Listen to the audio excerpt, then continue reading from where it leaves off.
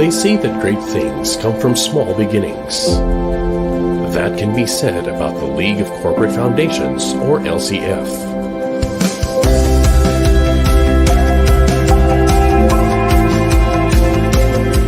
What is now an association of almost 100 corporate foundations and companies in the Philippines began in 1991 as a brainchild of a few like-minded organizations who gathered to share each other's best fit practices on how the business sector can help improve society. There is greater impact when programs and projects are done in a collective manner. To be able to achieve social change, there needs to be a deliberate complementation in programs and projects that various organizations implement. We saw therefore the potential of a collective force to professionalize community relations and corporate philanthropy. The group during the time wanted to prove that corporate foundation exists because there are needs of societies that needs to be answered. In 1996, LCF officially registered with the Securities and Exchange Commission. Since then, corporate social responsibility in the Philippines has evolved, with LCF being at the forefront of the CSR advocacy. We aspire for a financially inclusive society. So essentially that contributes to a better nation.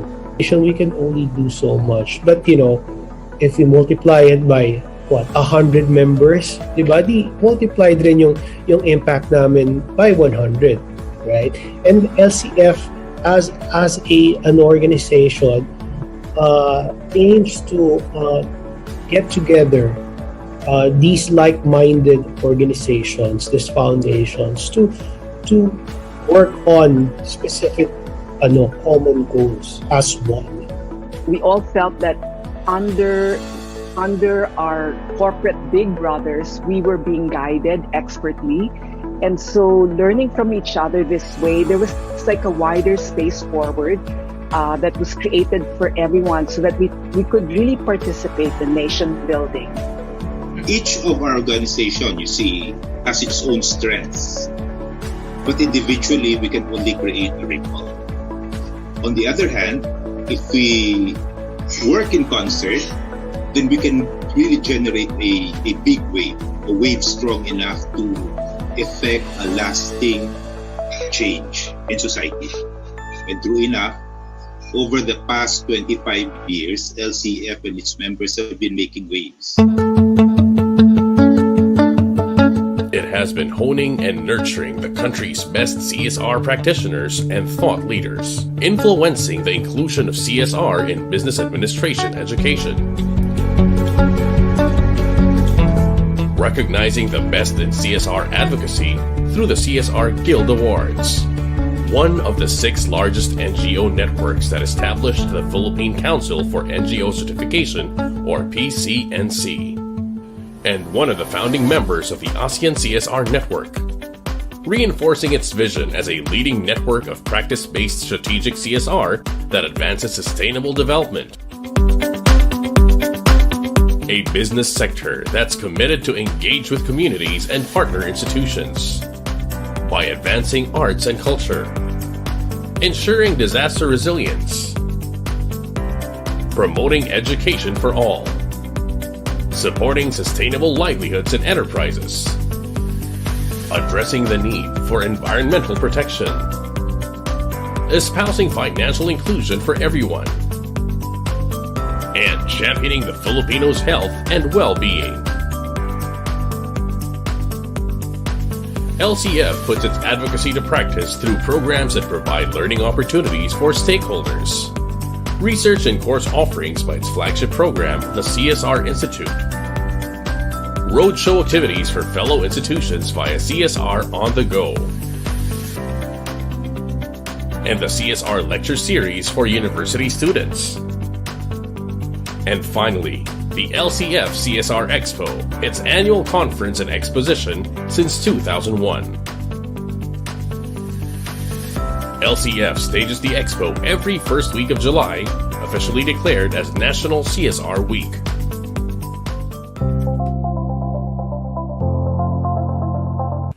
The mobility restrictions and safety protocols due to COVID-19 pandemic did not hinder the LCF and its members from reaching out to communities and institutions severely impacted by the health crisis. The 19th CSR Expo and Conference highlights the theme, Rebuilding Together with a Changing Landscape of CSR. This year, the LCF marks its silver anniversary. Indeed, there are challenges ahead for CSR in the Philippines, and LCF looks ahead, ready to face the new normal. I encourage those companies who have foundations or companies that are thinking about doing sustainable work in terms of working with communities to join the LCF, because there's a lot that you can learn, not just from the LCF as an organization, but that's very important, but more so from the fellow members that you'll be interacting with. That's how we grew. Learning from our peers. First 25 years is a milestone. Be part of the next 25 years or so. In anything and everything we do, we have to keep the pride. We got to be proud enough to say that we can do it, but we can do it better together. Kaya muling paalala po sa bawat isa, manatili tayong maging magiting sa isip, sa salita, at sa gawa sa ating pang-araw-araw na buhay para sa ating kapwa at sa nag-iisang bayan natin. It may take a while before we can fully recover from the effects of the pandemic. But as shown by LCF's 25 years of CSR excellence, we can always look forward to a better and brighter future together.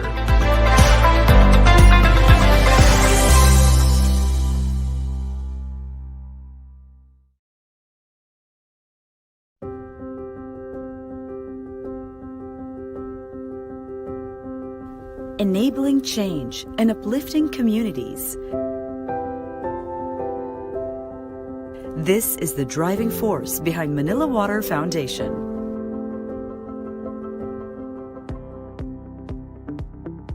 Manila Water Foundation is the heart of the Manila Water Company. Established in 2005 as Manila Water Company's social development arm, MWF has since become a non-stock, non-profit organization accredited by the Philippine Council for NGO Certification and recognized by related government agencies. In 2017, MWF shifted to focus on WASH. WASH, or Water Access, Sanitation, and Hygiene Education, leverages on Manila Water's business expertise.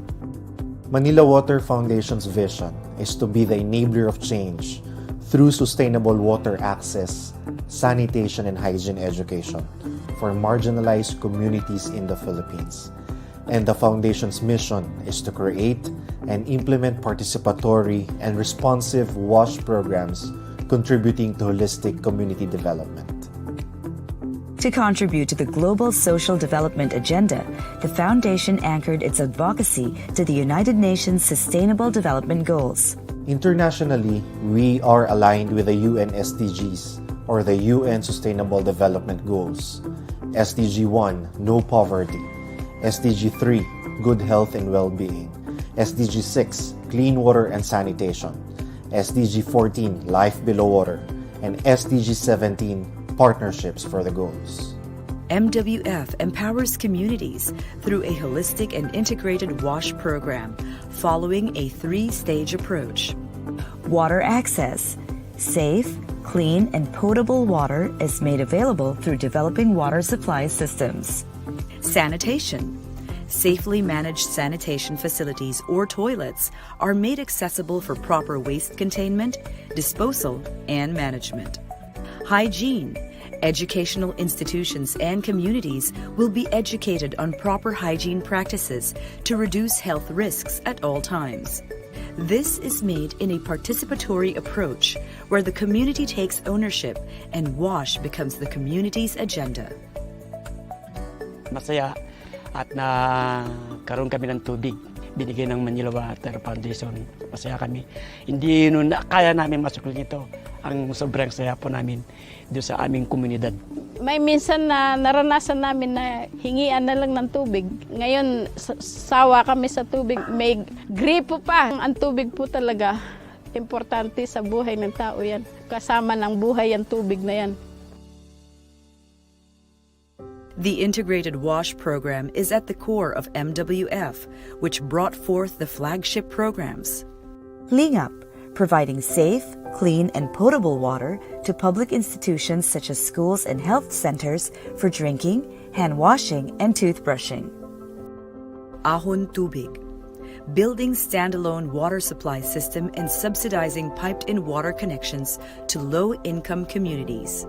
Ahon Sanitasyon, providing communal sanitation facilities and interventions.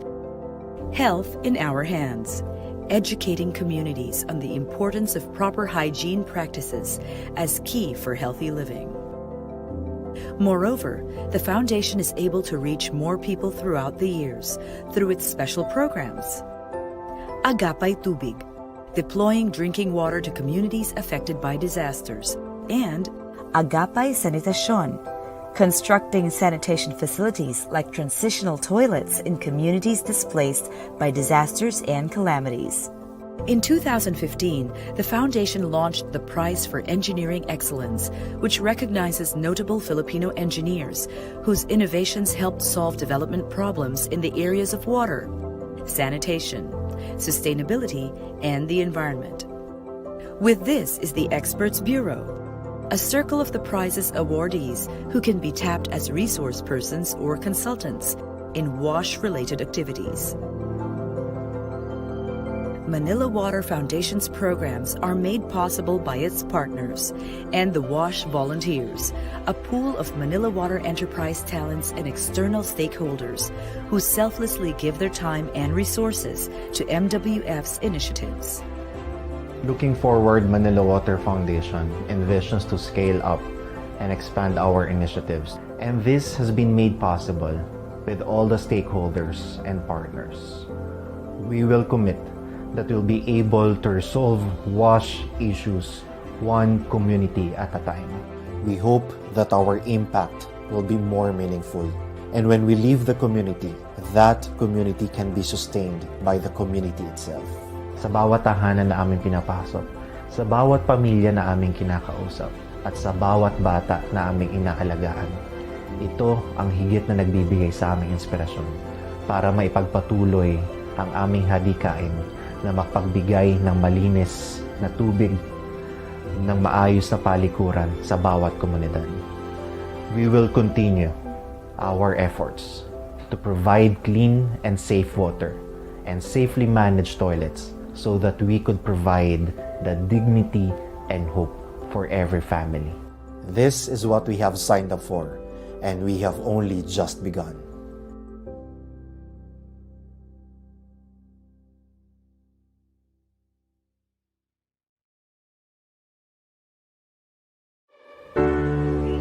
Year after year, one thing has remained constant. Our goal to ensure meaningful economic development and uplift the lives of the people we serve. Every time we energize our cities, fulfill the dreams of the many, forge genuine partnerships, connect ideas, design experiences, and solve our toughest challenges. We drive change for a better world. From a small town in the Visayas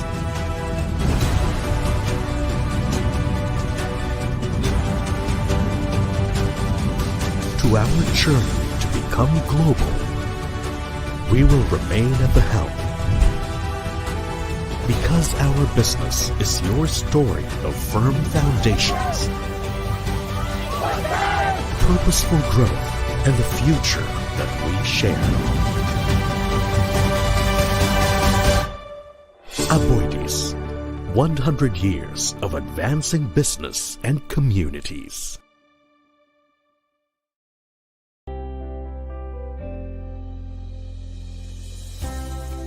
Today I wake up to a new day, not knowing what this day will hold.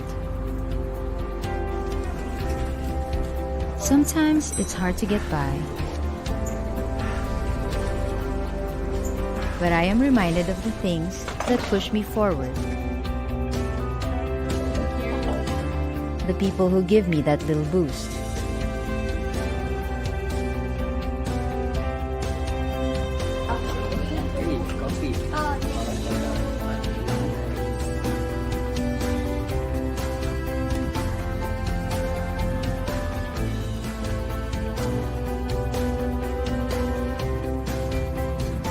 A smile, a helping hand,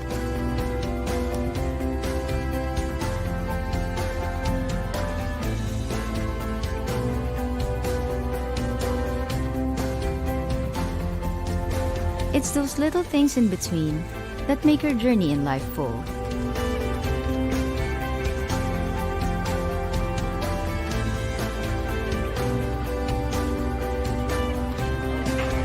And if we help each other,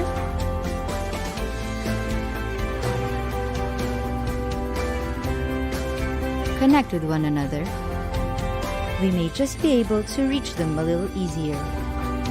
Because everyday acts of kindness can go a long way.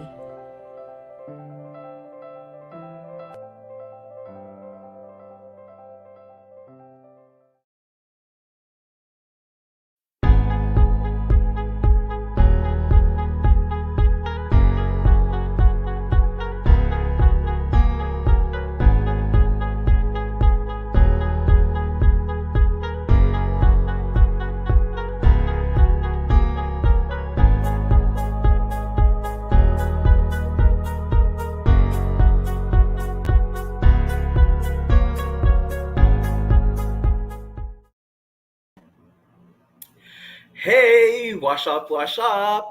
Good afternoon, everyone. Maayong hapon sa tanan. I am Nix Hipolito from Manila Water Foundation, and I'm glad to be your host for this afternoon's event. This is another milestone for the program LCFWinS, Lingap Eskwela sa Pandemya, a project supporting the Wash in Schools or WINS program of the Department of Education. Now, LCFWinS is a collaboration between and among corporations and corporate foundations in support to the Wash in Schools program of the Department of Education, which strengthens its basic education learning continuity plan in this time of the pandemic. LCFWinS is aligned with one of the League of Corporate Foundation's strategic pillars, and that is collective impact. It is the network's ability to convene, participate, collaborate, and build partnerships among its members and other stakeholders towards addressing gaps in social development. Maayong hapon sa tanan. Today, we are officially turning over 10 faucet, foot pedal operated hand hygiene facilities in 2 schools in Davao City, namely the San Roque Central Elementary School and Davao City National High School. And this, ladies and gentlemen, was made possible with the help of our project sponsors, Aboitiz Foundation and Davao Light.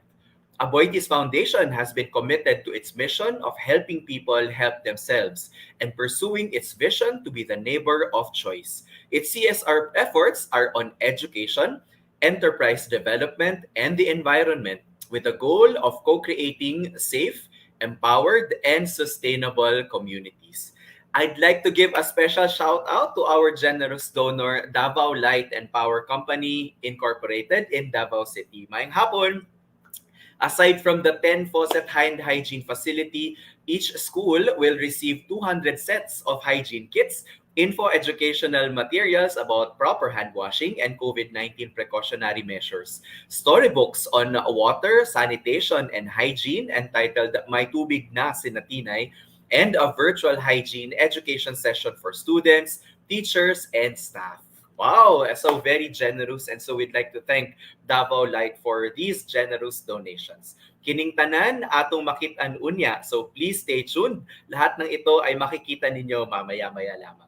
Sa mga nanonood po ngayon, I hope that you're all energized for this partnership. I'd like to invite you all to please like and share this live event that you're watching right now so that more people can celebrate with us and be inspired with this collaboration. Ayan, sa pag-share po natin mga kaibigan, samahan na rin po natin ang mga hashtags na #LCFWinS, #WASH for all communities, and of course, #A-Kinder-World. Ayan, huwag kakalimutan mga kaibigan, yung mga hashtags na yan pag nag-share po kayo. Okay, I'd also want to greet those from the general public who are watching us right now live on Facebook or on YouTube. And for those who are considering to collaborate with Manila Water Foundation, this is an open invitation for you to write to us and let's create a positive difference through WASH. Now, to welcome us all in this afternoon celebration and to tell us more about this collaboration, we are pleased to have the chairperson of the League of Corporate Foundations. Let us all give a virtual clap to Mr. Sebastian C. Quinones Jr.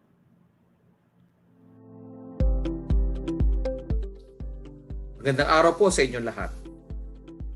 Before anything else, on behalf of the League of Corporate Foundations, I am praying that you are all safe and healthy.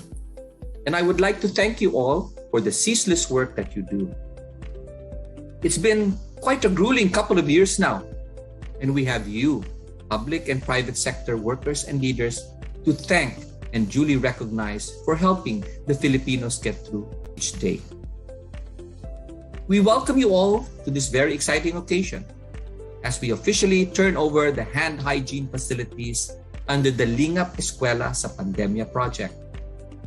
This project is a collaboration of corporations and corporate foundations in support of the WASH in the Schools program of the Department of Education and its Basic Education Learning Continuity Plan in this time of the pandemic. We all know that there is a need to strengthen WASH in schools. That is, water access, sanitation, and hygiene education, both in infrastructure, supplies, and IEC, to support learning continuity amidst the COVID-19 pandemic. Recognizing the need for private sector support to help address this need, the League of Corporate Foundations Board of Trustees issued a call to its members to provide support and to collaborate with the Department of Education to the LCFWinS Lingap Eskwela sa Pandemya program. This covers the implementation of hand hygiene construction facilities in public schools to facilitate the safe return of students to campus when the face-to-face classes eventually resume. Furthermore, it also includes the provision of hygiene kits, info education materials, and virtual education sessions to support the learning continuity amidst the various learning modalities. LCFWinS Lingap Eskwela sa Pandemya program aligns with the guidelines of global and national agencies such as the UNICEF, the World Health Organization, and the Department of Education's 3-star approach for WASH in schools, and responds to the achievement of the UN Sustainable Development Goals, namely SDG 6, Clean Water and Sanitation, SDG 3, Good Health and Well-Being, SDG 4, Quality Education. To date, LCFWinS has benefited more than 140,000 individuals in 48 schools nationwide. Together with the Aboitiz Foundation, the Davao Light and Power Company, and with the with the great Manila Water Foundation as project implementer, we are glad to work with you in moving to reach these SDG goals. I am truly grateful to work with you here. So is the LCF. Thank you for your trust to collaborate with us as well. May we have a good turnover ahead, and we truly hope that this project will bring lasting change to the schools educators, and students it serves. God bless you all. Maraming salamat po sa inyong lahat. Thank you so much, Sir Baste. Alam niyo po ba mga kaibigan, in just 1 year, LCFWinS has served more than 140,000 individuals in Luzon, Visayas, and Mindanao. And by individuals, I mean students, teachers, and school staff. Noon pong annual LCF Corporate Social Responsibility Expo, may naging twist po sa ibig sabihin ng CSR as everyone knows it. No? It was suggested that CSR now means collective social responsibility. Sabay-sabay, sama-sama. Kaya naman, our collective social responsibility for LCFWinS has assisted 48 schools, 11 barangays, 4 municipal health units, and 2 Department of Education district offices. Ayan. Kaya sabay-sabay at tuloy-tuloy lamang ang ating pagtulong. To tell us more about WASH projects in institutions and communities, we are pleased to have the Executive Director of Manila Water Foundation, Mr. Reginald M. Andal. Maayong hapon sa inyong tanan, mga katubig. Wash up, wash up.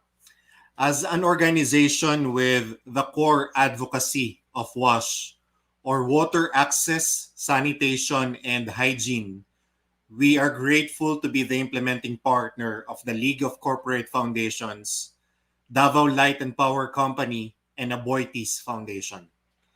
In our country, almost half of all schools in the Philippines do not have group hand washing facilities with soap available for their students. It is good to know, though, that the LCFWinS Report 2020 indicates that more schools are making great progress in WASH conditions. From 9% to 26.5% of nearly 40,000 participating schools are reaching the national standards of WASH in Schools program. This, of course, includes San Roque Central Elementary School and the Davao City National High School. We will continue to support the efforts of DepEd, especially now that we are in a pandemic, when proper hand washing with clean water and soap is one of the minimum public health standards and considered to be the most effective yet least expensive practice or habit against communicable diseases, including COVID-19.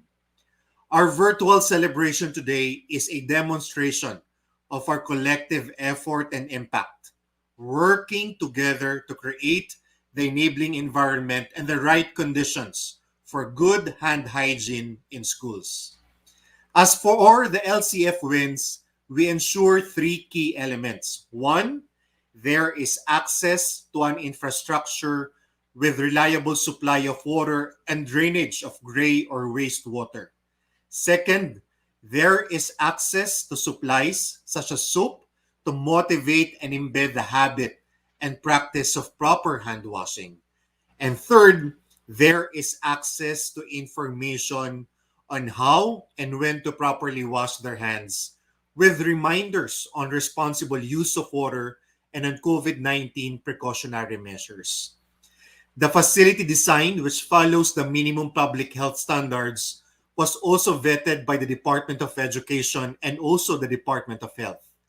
Compared to makeshift or portable hand washing bins, we construct permanent, solid-looking infrastructures that are safe, durable, sustainable, and more hygienic, as we acknowledge that these are long-term investments which would be needed by our learners and teachers even beyond the pandemic. With the impact that this meaningful and sustainable project will provide, we commend Davao Light and Power Company and Aboitiz Foundation as they co-create resilient and empowered learning environment and build a kinder world for our learners and teachers in this public elementary school and high school. This is the positive energy we need during these times. As what the W Director General Tedros says, we must prioritize children's learning. This would mean making sure that schools are safe to reopen, including access to hand hygiene, clean drinking water, and safe sanitation. Patuloy po ang aming suporta sa OK o Oplan Kalusugan sa DepEd sa ating hangarin na magkaroon ng ligtas na inuming tubig, maayos na palikuran, sapat na handwashing facilities bilang paghanda sa pagbabalik eskwela ng ating mga mag-aaral. Ating papalaganapin at papanatilihin ang kalinisan at kalusugan sa mga paaralan kasama ang mga guro, magulang at estudyante. Ito ang tunay na bayanihan para sa paaralan, bayanihan para sa pamayanan, ating bayanihan para sa bayan.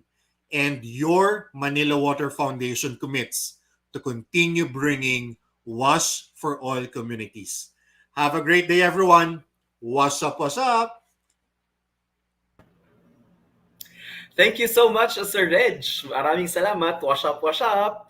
Now, let me just highlight what Sir Reg just mentioned, ladies and gentlemen. Under this partnership, this valuable partnership, Aboitiz Foundation and Davao Light sponsored a set of 10 faucet hygiene facilities to each of the 2 schools. Now, this facility is designed to respond to COVID-19 challenges. No, it is foot pedal operated and has properly distanced faucets. And this is to reinforce physical distancing during group hand washing and facilitate the behavior of contactless hand washing. Each facility is installed with a soap dish to promote hand washing with soap, and it has signages with the steps to proper hand washing, toothbrushing, and COVID-19 precautionary measures. At nakita nyo naman, solid na solid po yung facility na yan. It is built to last and can be used amid the pandemic and even beyond. No? Marami siguro nagtatanong sa inyo or siguro nagtataka kayo, wala namang pasok, sinong gagamit ng facility na ito? Ang hygiene facility po na ito ay hindi lamang magsisilbi para sa kabataan, kundi para sa komunidad or sa school community. Now, ladies and gentlemen, both schools are currently serving as vaccination sites and ayuda centers for our kababayans there sa Dakbayan sa Davao. And the school will also be used as precincts for the upcoming elections. Kaya naman, the teachers, the staff, and the parents, and also they can exchange modules in the school while the students are learning from home. This is to ensure safety, and kailangan laging malinis ang ating mga kamay, di ba? At syempre, when the indicators are better for the school community to go back on campus, the school is ready. Ayan. And with this partnership, mga kaibigan, but wait, there's more. Katulad nga sabi nila, both schools will receive info educational posters that will be mounted within the school premises, which will serve as reminders and guidelines as they go on with their daily tasks in campus. Ayan, nakikita natin sa ating mga screen. Now, they will also receive hygiene kits for their students, and each hygiene kit contains hand soap, alcohol, toothbrush, toothpaste, and a hand towel. Wow, kompletong-kompleto. They will also receive helpful flyers discussing COVID-19 prevention, proper hand washing, and of course, the award-winning storybook, May Tubig Na Sinatinay.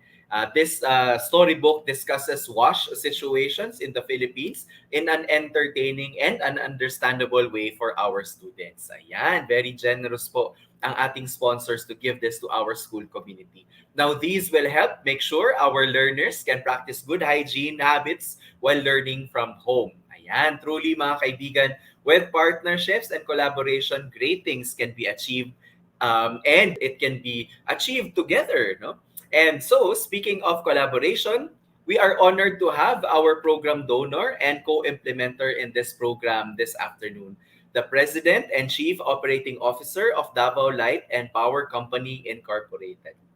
Let us give a virtual round of applause to Mr. Roger S. Velasco. Hi, can you hear me all right? Hear you. Yes, sir. Maayong hapon, sir. You can hear me po. Okay. So, thank you to our partners, League of Corporate Foundation, the chairperson, Mr. Sebastian Quinones, Manila Water Foundation, headed by their executive director, Mr. Reginald Andal, DepEd Davao City Assistant School Division Superintendent, Dr. Marilyn Didoyo, to our school principals, our very good friends here, Evelyn Magno, si Ma'am Evelyn Magno of Davao City National High School, and then si Ma'am Mariclu Alpas of San Roque Central Elementary School. So, fellow guests, colleagues, partners, good afternoon. So, at this time of pandemic, keeping ourselves always clean is one of the best ways to protect ourselves from getting the COVID-19 disease. We always say that prevention is better than cure. Aside from wearing our face mask and shields when we are in public places, another element in the safety protocols is hand washing, proper hygiene for our hands. It is very basic and should be part of our daily routine to maintain sanitation and proper hygiene even when we are at home. To ensure that the teachers and the learners are able to keep their hands clean, Davao Light, together with Aboitiz Foundation, League of Corporate Foundations, Manila Water Foundation, and the Department of Education, provided hand washing facilities to Davao City National High School and San Roque Elementary School. This project, as mentioned a couple of times already, is called LCFWinS, which is a collaboration of corporations and corporate foundations in support of the WASH, or Water Sanitation and Hygiene in Schools, or WINS program of the Department of Education. The project does not just involve construction of 10 faucet, pedal-operated hygiene facilities with features on physical distancing, access to soap and clean water. It also includes provision of hygiene supplies and info education materials, as well as the conduct of a hygiene education session that was participated by more than 1,000 teachers and students combined. These interventions aim to help facilitate the safe return of students, teachers, and staff upon resumption of face-to-face classes, and promote the habit of proper hand washing while learning from home. It really pays to be clean and be protected. We in Davao Light would like to take this opportunity to thank Aboitiz Foundation, LCF, Manila Water Foundation, and DepEd for this partnership. This is indeed a very timely initiative and collaboration. A call to many that during this time of pandemic, it is best to work hand in hand. Kudos to all, and have a great day, everyone. Good afternoon once again. Back to you. Daghang salamat, Sir Roger Velasco, live from Davao City. Ayan, let me just reiterate kung ano po yung sinabi ni Sir, no? Part of protecting schools and communities is to empower them to protect themselves and loved ones by imparting the knowledge on proper hand washing. And so, 2, virtual hand hygiene education sessions were done, mga kaibigan, noong September 30, and this was participated in by more than 1,000 students, teachers, and other school representatives of San Roque Central Elementary School, and of course, from the Davao City National High School. Ayan. Ang saya-saya po ng mga dalawang events na yon. It was an event filled with learning, fun, and surprises. Ayan. But wait, there's more. Apart from the learning sessions on proper hand washing and toothbrushing, we also had a storytelling and an arts and crafts activities. Ayan. Kaya muli, maraming salamat po sa Davao Light for making this happen. Sa mga nanonood ng mga students, teachers na naka-attend po ba kayo ng virtual hygiene session na yon, no? Comment down below sa Facebook or send us some hearts, no? Sa inyong share nyo rin kung ano ang natutuhan ninyo. Naalala nyo pa ba yon nung September 30 nagkaroon tayo ng session? Ayan. Okay, so just keep the comment section interesting and alive throughout this broadcast. Okay. Now, at this point, ladies and gentlemen, we will now witness the ceremonial turnover of donations to San Roque Central Elementary School and the Davao City National High School. Excited na ba kayo makita at maging bahagi ng milestone na ito? Let's all watch this.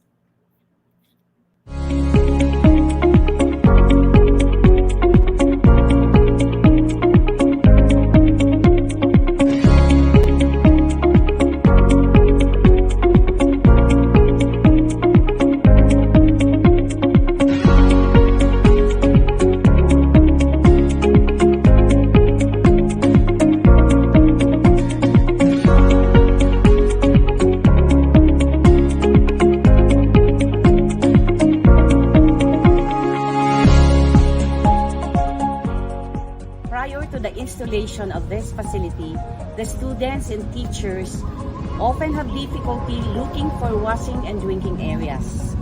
When the pandemic began, the need for washing areas was evident, since the best way to prevent the spread of the virus is to wash hands with soap. With this hygiene facility, we are guaranteed to provide washing and drinking areas for teachers, students, and parents when inside the campus.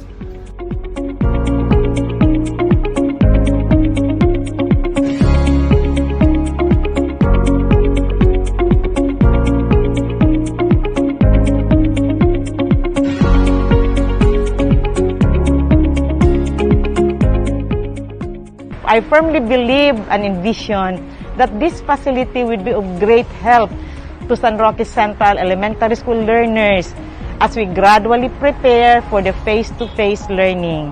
Aside from that, our school is also a vaccination hub. Before, we had only one hand washing facility. That is why we only got 1 star during the WINS evaluation. But now we have dainty, accessible, elegant hand washing facilities.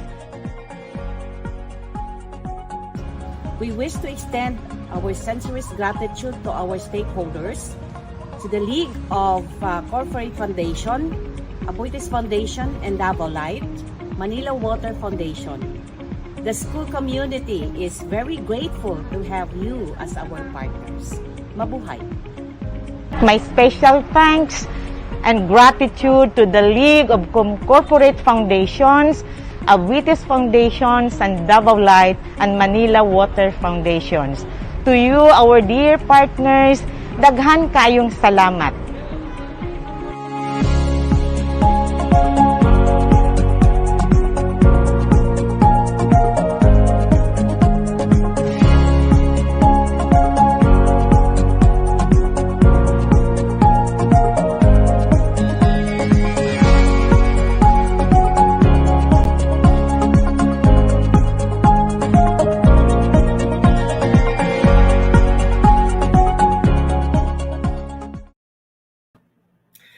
Wow, thank you very much once again to Davao Light for making this possible. Again, ladies and gentlemen, mga kaibigan, this project will be for the benefit of more than 17,000 individuals. This will definitely energize the schools for the eventual resumption of face-to-face classes and reinforce the health and safety practices amidst these challenging times. No? So we would like to acknowledge, by the way, the volunteerism of our colleagues in Estate Water Davao, led by Ms. Cherry Aberilla. Thank you for facilitating the on-site coordinations and yung ating partnership with the two schools. No? So daghang salamat, Ms. Cherry. Ayan. And so we would like to note, mga kaibigan, that there were no grand celebrations conducted during the handover of the donations to our partner schools. No? So all donations were endorsed to the recipients following the Davao City Ordinance guidelines. And now, to formally acknowledge the generous donations, we will hear a message from the Assistant Schools Division Superintendent of DepEd Davao City. Let's all welcome Dr. Marilyn Deduyo. Good afternoon. Good afternoon. Thank you, Sir Nix. To our partners, my DepEd family, and to everyone, a pleasant Friday afternoon. People don't care how much you know until they know how much you care. This is a statement of Theodore Roosevelt, which Miss Gladys Cruz Santa Rita, the first woman president and the CEO of the National Power Corporation, emphasizes during a Thought Leaders Congress I've attended. She stressed that one of the traits of an innovative leader in an innovative organization is being able to create a climate of reciprocal trust. This LCFWinS Lingap Eskwela ng Pandemya, sa Pandemya, is another byproduct of the innovative minds of the men and women of DepEd's partner organizations. Innovations begin in the head and ends in the heart. This is a manifestation of how our project partners, from the program proponent, the League of the Corporate Foundations, the project implementer, Manila Water Foundation, The sponsors and the implementing partners, the British Foundation and Davao Light and Power Corporation, show concern to the people, not only in their circle of influence, but even beyond their influence. Amid the challenges that we are facing, these organizations never falter to deliver their services to support the continuity of education in this time of pandemic. With these thoughts, DepEd Davao City, the San Roque Central, and Davao City National High School in particular, is indeed very grateful for having been your constant beneficiaries of the different innovations, which today we are to accept and as it is concretized through these hygiene facilities and kits. We may never be able to reciprocate directly the trust you gave us, but you have our assurance that we will fulfill our vision and mission in developing the minds and hearts of our children sa anumang pamamaraan, ma-virtual or ma-face-to-face sa darating na mga araw. Manila Water Foundation, Abuitis Foundation, and Davao Light and Power Corporation, thank you for being with us in molding our children to be makajos, makatao, makakalikasan, at makabansa in this challenging time. Looking forward for more years of partnership and more school recipients of your good cause. Indeed, DepEd Davao City is simply grateful today and will forever be grateful of your continued support. Goodness is indeed the only investment that never fails. This is para sa bata, para sa bayan, and all for the glory of God. Thank you very much ug maayong hapon sa atong tanan. Daghang salamat sa atong mga partners. Daghang salamat sad, Ma'am Marilyn. Thank you very much. No? But before you go, Ma'am, before we end, may we request our live guests, mga kaibigan, to join us on screen. Hindi lang po ako nag-iisa dito sa broadcast na ito. Ayan, let's bring them in po for a photo opportunity. I'd like to call back Dr. Deduyo of DepEd Davao. Ayan. Hi, Ma'am Marilyn, si Sir Reg of the MWF, the President and COO of Davao Light, also representing Aboitiz Foundation, Mr. Roger Velasco, and joined by Sir Fermin De Leon. He's also here in this call. He is the Reputation Department Head of Davao Light, and of course, our two school principals. Let's welcome Ma'am Mariclu Alpas of San Roque and Dr. Evelyn Magno of Davao City High School. Ayan po, ayan, punong-puno tayo sa screen. Ayan, ayan. Punong-puno ang ating hapon ng inspirasyon sa lahat ng ating narinig. Kaya magsasmile tayo para sa isang photo opportunity. Let's position ourselves po and let's smile for the camera. Okay, 1, 2, 3, smile. Ayan. Maraming salamat po. Thank you very much to our partners. Thank you. Kaway-kaway po kayo, Ma'am Principal. Ang dami pong nanonood sa Facebook from both schools. Ayan. So, hello to everyone. Okay. Naghihintay din sila na silang magiging recipient na naman sa susunod. Yes, ma'am. With many more partnerships po, that will be very possible. Manila Water Foundation is very open for partnerships. Salamat po. Thank you po. Okay. Ayan. Okay. So ayan po mga kaibigan, tunay nga po na kapag tayo ay nagtutulungan, may mabuti at pagbabagong na idudulot ito para sa ating kapwa at komunidad. Thank you for joining us this afternoon to witness the LCFWinS Hygiene Facility turnover in partnership with Aboitiz Foundation and Davao Light and Power Company Incorporated. This is Nix Hipolito reminding everyone to wash up, wash up! Now, in case you missed it, ladies and gentlemen, I'm leaving you now with the turnover ceremony video in San Roque Central Elementary School and in the Davao City National High School. This is sponsored by Aboitiz Foundation and Davao Light. Daghang salamat! Ayo-ayo!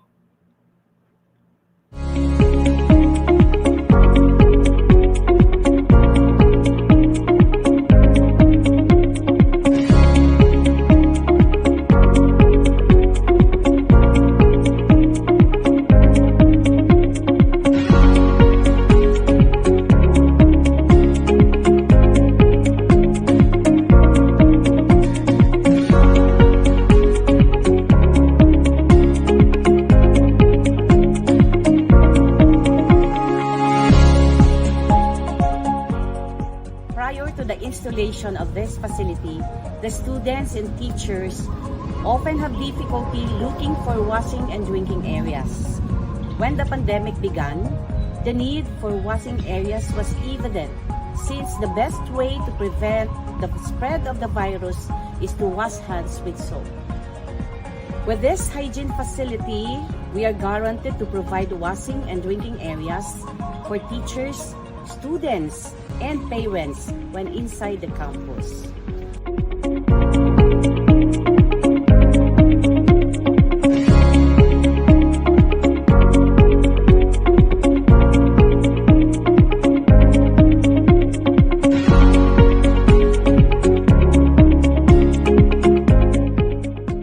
I firmly believe and envision that this facility will be of great help to San Roque Central Elementary School learners as we gradually prepare for the face-to-face learning.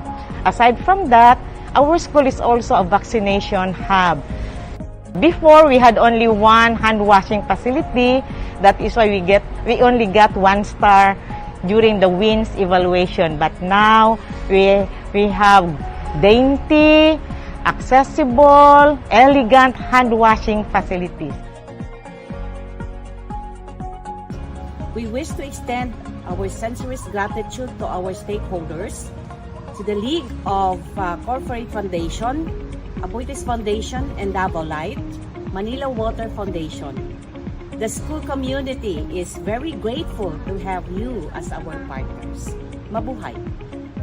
My special thanks and gratitude to the League of Corporate Foundations, Abuites Foundations, and Davao Light and Manila Water Foundations. To you, our dear partners, daghan kayong salamat.